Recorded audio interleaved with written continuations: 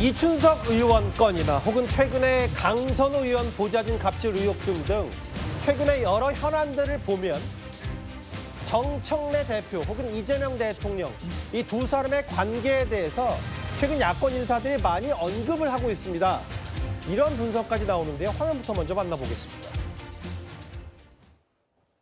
그 17대 때 정동영 대선 후보의 행동대장이 그 정청래였어요. 그때 이재명은 좀 어디 말직 맡았을 텐데 그 이후에 대통령까지 됐잖아요. 정청래가 생각할 땐 나는 훨씬 더 빨리 더 잘 될 수 있는데 뭐 이런 생각 하지 않겠어요? 때가 오면 정청래도 더 노골적으로 드러내고 자기 세력화하지 않겠습니까? 당원들 밑바닥에서는 정청래를 믿었고 뭐 김원준 정청래 믿었고 사실이라고 한다면 자신감이 더 붙죠.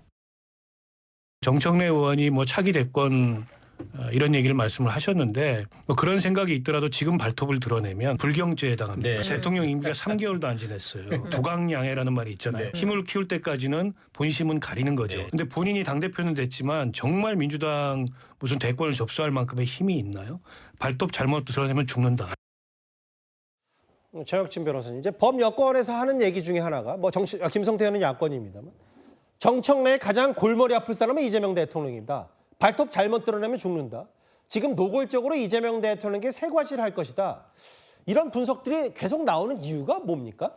있을 수가 없는 분석들이죠. 왜냐하면 지금 이재명 대통령 임기 시작한 지 2달밖에 안 됐습니다. 예. 2달하고 한 2, 3일 정도 됐는데 그런데 어떻게 이재명 대통령한테 그 누구라도 정청래 대표뿐만 아니라 예. 그 누구라도 그 대통령의 마음을 건드리는 그런 행위를 할 수 있겠는가. 저런 이야기가 나오는 것 자체가 사실은 제가 봤을 때 굉장히 이례적이라고 생각을 하는데 예. 그럼에도 불구하고 정청래 대표에 대해서 저런 이야기가 나오는 이유는 예. 첫 번째로 정청래 대표는 워낙 캐릭터가 있는 분이잖아요. 예. 굉장히 센 분이고 거기에다가 이번에 당대표가 됐을 때 그때 이재명 대통령의 명심은 어디에 있었습니까? 누가 봐도 박찬대 후보한테 있었는데 예. 그럼에도 불구하고 60%가 넘는 압도적인 그러한 그 기세로 당대표가 됐으니까 정권 초기에도 불구하고 정청래라고 하면은 이재명 대통령에게 어느 정도 그러한 모습을 보여줄 수 있지 않겠는가 그런 이야기가 나오는 건 같은데요. 그래도 제 개인적인 생각으로는 예. 아무리 그렇다라고 하더라도 대통령 임기 시작한 지 2달밖에 안 된 대통령한테 어떤 불경스러운 모습을 보이거나 그런 일은 뭐 당분간 없지 않을까 그런 생각 듭니다. 실제로 주요 사안마다 미묘한 온도차가 있었다는 해석도 나오는데 저희가 준비한 화면을 먼저 만나보겠습니다.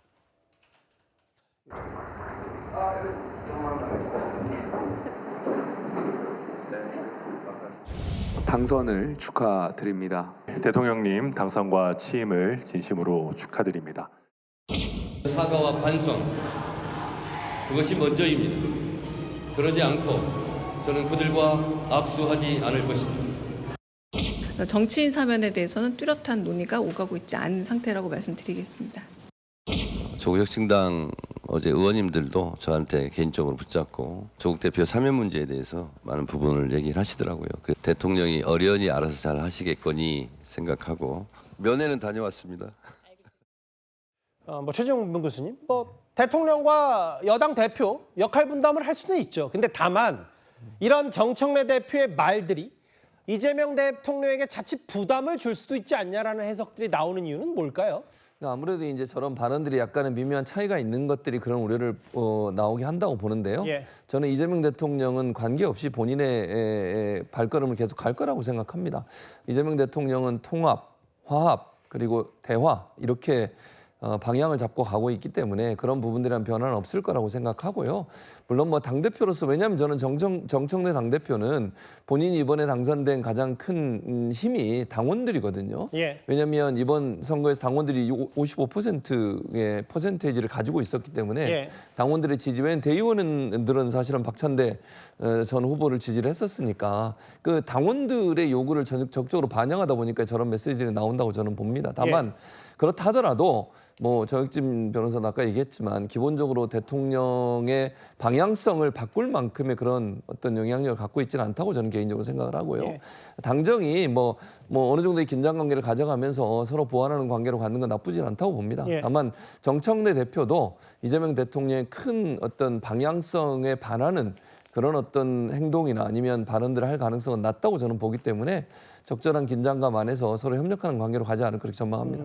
이게 집권 초기에 또 이례적이에요. 여당 대표에 대한 혹은 대통령의 관계에 대한 뭐 어디까지나 뭐 추측과 전망이긴 합니다만 여러 얘기들을 한번 저희가 묶어서 정리를 해봤습니다.